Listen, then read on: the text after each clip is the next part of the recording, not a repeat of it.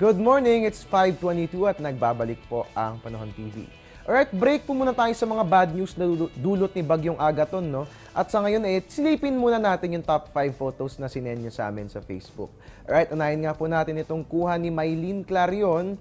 Kuha po yan sa Calatagan, Batangas. Nakikita nga po natin ang magandang pagsikat ng araw dyan po yan sa tabing dagat. Second photo from Leaf Garduque. Kuha po yan sa Boracay, napakaganda. Parang na-excite na ako tuloy mag-March, no? Dahil nga naman na it's beach season once again.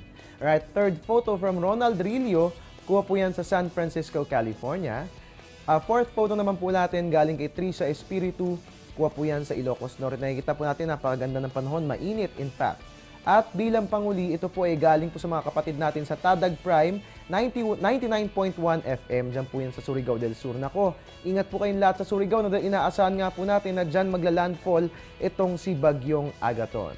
Maraming salamat po sa inyong lima. At para nga naman po ma-feature po natin yung inyong mga litrato sa ating program, ang gagawin nyo lang po, ilalike nyo ating Facebook page, Panahon.tv, tapos isa-share nyo po doon yung inyong mga litrato at pipili po tayo doon ng pinakamagaganda at i-feature nga po natin yan sa ating programa na Panahon TV. Every weekends po yan, so kita-kits po tayo sa ating social media accounts.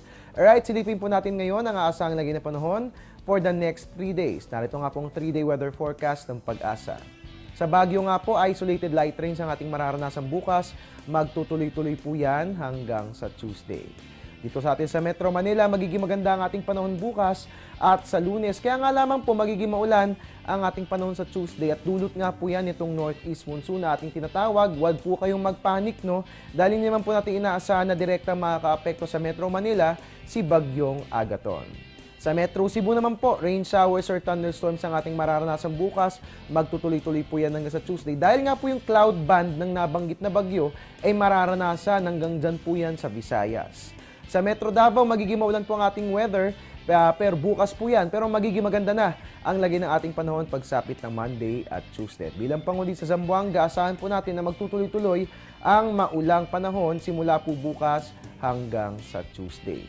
At napag-uusapan po natin yung mga pag-ulan na dulot ni Bagyong Agaton. No? Mahalagang malaman ano nga kaya yung mga dapat nating asahan kapag sinabing ang lugar ay nasa ilalim ng Storm Signal number 1. Storm Signal number 2, Storm Signal number 3, and the rest. No? Mahalagang malaman po natin yan para makapaghanda po tayo sa mga panganib na dulot nito. Panoorin po natin yan sa napapanahong kaalaman.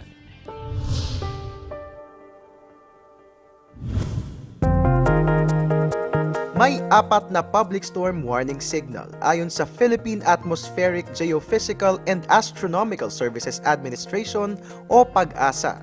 Ang signal number 1 ay may hanging 30 to 60 kilometers per hour. Dito ay maaaring magkaroon ng pag-ulan sa loob ng 36 hours. Kapag signal number 1, sinususpindi na ang klase ng preschool at kindergarten sa mga pribado at pampublikong paaralang apektado ng bagyo. Ang signal number 2 naman ay may hanging 60 to 100 kilometers per hour. Dito ay sinususpindi na ang klase sa mga apektadong lugar mula preschool hanggang elementary level. Ang signal number 3 naman ay nagtataglay ng hanging may lakas na 100 to 185 kilometers per hour. Kapag ganito kalakas ang bagyo, wala ng klase sa mga apektadong lugar mula preschool hanggang college. At ang pinakamatindi, ang signal number 4 na may hanging 185 kilometers per hour at pataas. Dito ay wala ng klase sa lahat ng antas at kadalasang hindi na rin pinapapasok ang mga empleyado ng mga kumpanya. Tandaan na ang public storm warning signal ay base sa lakas ng hangin at hindi sa lakas ng ulan. Maaaring walang ulan kahit may bagyo. Ngunit pakatandaan na ang malakas na hangin ay mapaminsala din sa ating kaligtasan.